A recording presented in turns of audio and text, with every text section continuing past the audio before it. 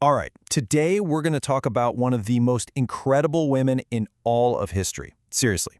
Her name was Eleanor of Aquitaine, and her life story, well, it's like something out of a movie. So check out this number, 82. That's how old Eleanor was when she died. Now, you have to understand, this was the 12th century. Most people were lucky if they made it to 40. So she didn't just have a long life, she lived an absolutely epic one. So that brings up the big question, right? How did one woman, in the middle of the brutal, male-dominated world of the Middle Ages, not just survive, but completely dominate for more than 60 years? That's what we're going to find out. Okay, so let's get into it. Her story starts way before she ever wore a crown. It starts with pure, raw power. Believe it or not, as a teenager, Eleanor of Aquitaine might have been the most powerful person in all of France. Here's how it happened. In the year 1137, when she was just 15 years old, her father died. And just like that, overnight, she inherited this massive territory called Aquitaine. And get this, it was actually bigger than the lands the King of France himself controlled. So boom, at 15, she's a major player on the world stage. And when we say she was the ruler, we mean it. She was the Duchess of Aquitaine. And that title, Duchess, wasn't just some fancy label. It meant she was the boss. The land, the wealth, the army, it all belonged to her. Her power wasn't borrowed from a husband. She was the power. And on top of all that land and money, she had an education that was totally unheard of for a woman back then. I mean, we're talking about a time when even most noble women couldn't read. But Eleanor, she spoke and read Latin, she studied music and literature, she was a skilled horseback rider, an expert in falconry and hunting. She was basically trained from day one to be a leader. Okay, so you've got this incredibly wealthy, powerful, educated teenage duchess. What happens next? Well, a royal marriage, of course. It wasn't really a choice, it was a political necessity. And her first stop was the very top. She became the Queen of France. Now, her first marriage to King Louis of France, well, it was a total mismatch. He was super serious, very religious, and his court was kind of dull and strict. They just did not get along. But then, after that marriage was annulled, she made her next move. She married Henry of England. And Henry, he was a completely different story.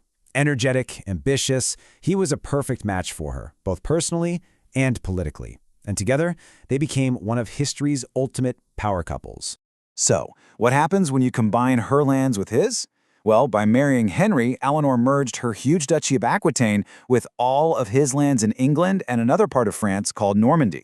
The result was this thing called the Angevin Empire. It was this massive collection of lands, one of the most powerful empires in all Europe. And to really get a sense of the scale here, take a look at this. This chart shows you just how much bigger their combined Angevin Empire was compared to the lands of her old husband, the King of France. It wasn't even close. And you can bet that this huge power difference created a massive rivalry that would define European politics for a long, long time. So Eleanor and Henry weren't just a political power couple. They had a big family. 8 kids, including 5 sons who would one day want power of their own. And as you can probably guess, a big royal family often means big royal problems.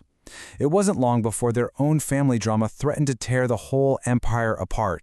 So here's what went down in 1173. The whole thing just exploded. Her sons, who were getting older, were hungry for their own power. They went to their dad, King Henry, and said, "Hey, give us some lands to rule." And Henry basically said, "Nope, not happening." So Eleanor had a choice to make, and in a move that shocked everyone, she took her son's side against her own husband, the king. This kicked off a massive rebellion, a full-blown civil war. In the end, though, Henry's armies were too strong. He crushed the rebellion and came out on top. The war was over, and Henry, surprisingly, forgave his sons. But for Eleanor, the queen who had organized the whole thing against him, oh, he had something very different in mind for her. So, what was his punishment? After the rebellion failed, King Henry did something that just stunned all of Europe. He had his own wife, the queen, arrested and thrown in prison. And this wasn't just a slap on the wrist. Take a look at this timeline. She was captured in 1173. She wasn't freed until King Henry died in 1189. She spent years and years being moved from one castle to another in England, always under lock and key. We're talking about the better part of 2 decades. Let that sink in. 16 years. For 16 years, one of the most powerful, brilliant women in Europe was a political prisoner, locked away by her own husband, totally cut off from her power, her lands, and her children. You'd think that's where her story ends, right? A long prison sentence, she's getting old. But no, at nearly 70 years old, an age when almost everyone was either retired or had been gone for decades, Eleanor's story was just getting started again. In fact, her release from prison kicked off what might be the most powerful chapter of her entire life. So when King Henry finally died, Eleanor's favorite son, Richard, you might know him as Richard the Lionheart, took the throne.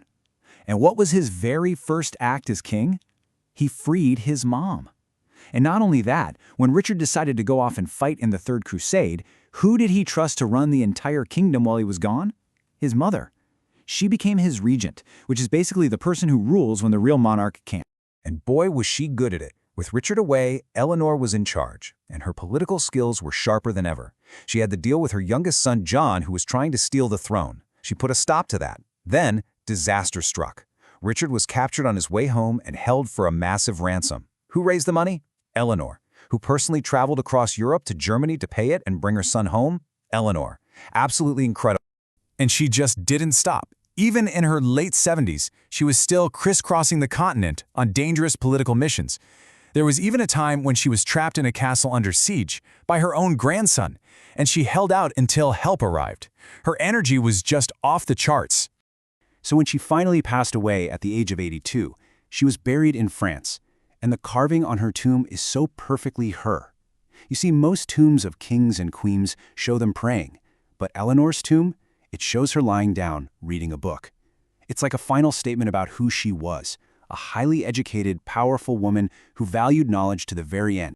I mean, just think about all the roles she played. She was a duchess in her own right, Queen of France, Queen of England, a crusader, a rebel, a prisoner, and a regent who literally held an entire empire together.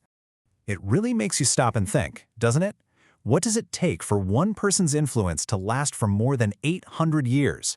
For Eleanor of Aquitaine, it seems like the answer was a combination of brilliant intelligence, unbelievable endurance, and just sheer force of will. She didn't just live through history, she was one of the people who made it.